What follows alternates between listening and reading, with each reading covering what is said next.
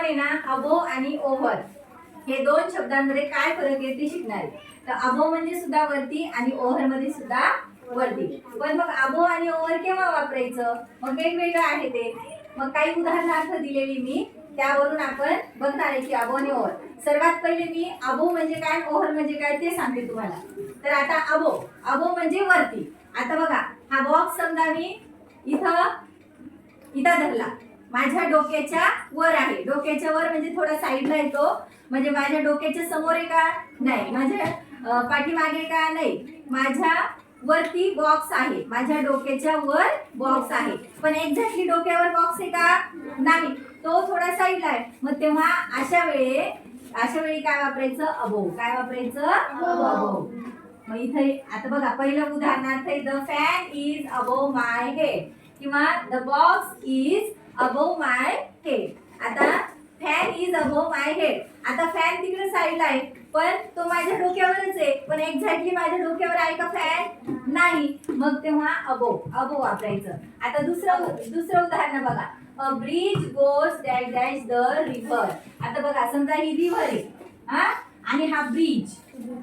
आता ह्या नदीच्या वरून ब्रिज गेलेला आहे. मग हा एक्झॅक्टली नदीच्या वरून गेलेला आहे, म्हणजे नदी खाली आहे आणि ब्रिज वरती आहे, बरोबर नदीच्या वर आहे.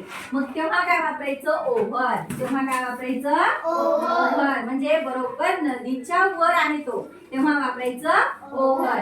आता तिसरं वाक्य बघा, our house is dash dash the bakery. म्हणजे बेकरी खाली आहे कुठेतरी आणि घर वरती आहे, म्हणजे एक्झॅक्टली बेकरीच्या वर घर नाहीये. बेकरी आहे खाली बिल्डिंग मध्ये आणि घर वरती आहे.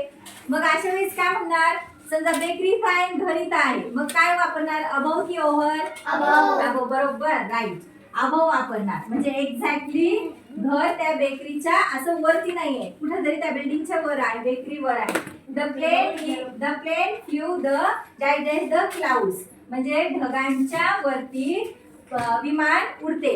आता ढग असतात खाली, ढग भरपूर असतात आणि त्याच्यावर काय उडतं, विमान. मग ढगांच्या वर उडतं. मग एक्झॅक्टली या ढगाच्या वर आहे की या ढगाच्या वर आहे असं काही सांगता येईल का, नाही. ते ढगांच्या वर उडतंय म्हणजे कुठेतरी वरती आहे. मग तेव्हा एक्झॅक्टली वर नसल्यामुळे ओव्हर नाही वापरणार. मग तिथं काय वापरणार आपण, अबो. इथं सुद्धा काय वापरणार, अबो. म्हणजे कळालं बघा, कळालं का तुम्हाला अबो आणि ओव्हर केव्हा वापरायचं. तर जेव्हा एक्झॅक्टली वर नसतं तेव्हा काय वापरायचं, एक्झॅक्टली वर नसते वस्तू किंवा काहीतरी गोष्ट, तेव्हा काय वापरायचं, अबो. आणि जेव्हा एक्झॅक्टली वर असतं तेव्हा काय वापरायचं, ओव्हर. आता हा चॉक मी माझ्या डोक्यावर धरला, मग काय, the chalk is on my over my head. आता ओव्हर येणार इथं. आता मी ऑन पण शिकवलं, आता ऑन पण आले बघा त्याच्यामध्ये. आता ऑन हे काय आहे, the box is over the table.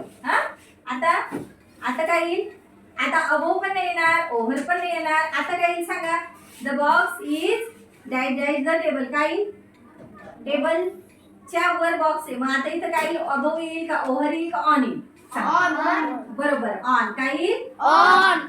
तो ती वस्तू त्याला लागून आहे, त्या टेबलवर आहे, म्हणून तेव्हा ऑन येतं. म्हणजे इथं ऑन सुद्धा आपण शिकलो की ऑन जी वस्तू त्या टेबलला किंवा एखाद्या वस्तूला जी लागून असते तेव्हा ऑन, आणि त्या वस्तूमध्ये दोन वस्तूमध्ये अंतर असतं तेव्हा ओव्हर किंवा अबो. कळलं आता, ऑन, ओव्हर, अबो. ओके.